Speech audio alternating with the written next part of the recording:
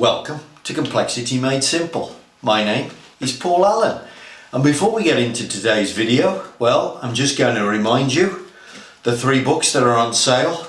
Drink tea and read the paper. If you're a green belt and a black belt and you want simple instruction on how to apply your skill, design of experiments for 21st century engineers, and finally a statistical process control for small batch production. They are all available from lulu.com and the links are in the video below.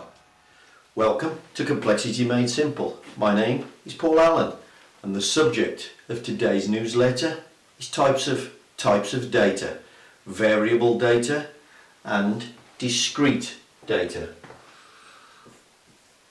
One of the things that Six Sigma is teaching you to be is a world-class technical problem solver. That's what you are learning if you go and do the Six Sigma course. You are learning to be a world-class technical problem solver. This should be a skill you use, not a certificate you hang on the wall. And one of the key points about being a world-class technical problem solver is being able to get the best answer in the fastest possible time, and understanding the 2 types of data and which one is the best to use is part of that. So here's the 2 types of data. The first one is known as variable data. I prefer it to call it measurable data. What does that look like? It's on a scale. Typically, you're going to measure millimeters, you're going to measure temperature, you're going to measure hardness, you're going to measure volts coming out of a circuit. Measurable data is typically on a scale. It's also known as continuous data because I can be anywhere on that scale. The other type of data, and this is the type of data we tend to love to use, by the way, is known as discrete data. And discrete data typically appears when we look at the problem as pass and fail. And of course we can convert this result into this. So if we measure something and we can say, I'm looking at the size of something, it's 3.215 millimeters, then I can say, oh, well, that's a pass or that's a fail. So we often take this type of data and we convert to this type of data for good reason, because often we try to make it simple for the operator. We give them a gauge or a rule, or we have a jig that just goes red light, green light, and we make it nice and simple for them to make a decision, so the production is fast, clear and unambiguous. Nothing wrong with that at all.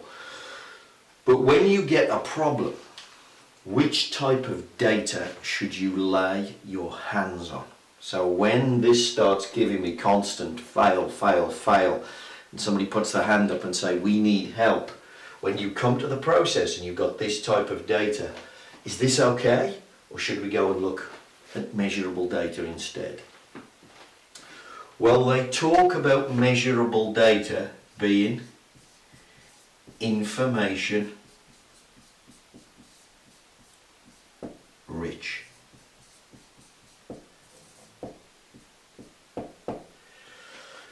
Because it's information rich, the amount of data points you need is so much smaller.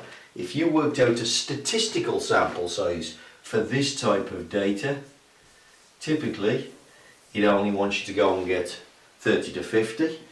If you go and work out a statistical sample size for this type of data, wow, look at the difference. 1,000 to 3,000. So, if you want to get information, lots of information, fast, you're a world-class technical problem solver. That's what you use, information. You need this stuff. Let me show you what happens. Imagine, let's draw a picture, look. You go to a problem, you measure it. Problem looks like this. Let's say there's 5% in in each tail. What have you got to do to fix that? Well, this is a problem with noise.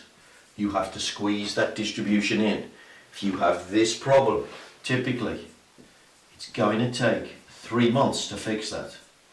You're going to need a team, and it's going to take a project, probably a Six Sigma project. Okay, discrete data, by the way, is just going to say you just got a 10% reject rate. Okay, so there's picture number one. Now imagine, we'll put the same tolerances in. We got this problem. So the defect rate in the tail here is 10%. Now what have you got to do? Well, you have to center this. Now typically, centering the process is very quick. This probably is going to take 3 minutes at most, 3 days, usually. One person, usually a technical person, possibly a tool maker or a technician, can fix this, and doesn't need a team or a project. Although you might follow it up and say, why did that get blown off course, and do some kind of 5 whys analysis. So this is going to take 3 minutes, this is going to take 3 months. This is important knowledge to know, by the way. What will pass-fail data tell you? You have a 10% reject rate, and that's it. Look, as far as the discrete data is concerned, these two problems are identical. As far as the measurable data is concerned, they are very different. They need two completely different types of action and reaction, and you can see the amount of different resources that you need. You need to know measurable data. This is gold dust data. This is the data that you want to get your hands on, if at all possible. Now, in the difference between types of data and getting the best type of data makes you a world-class technical problem solver.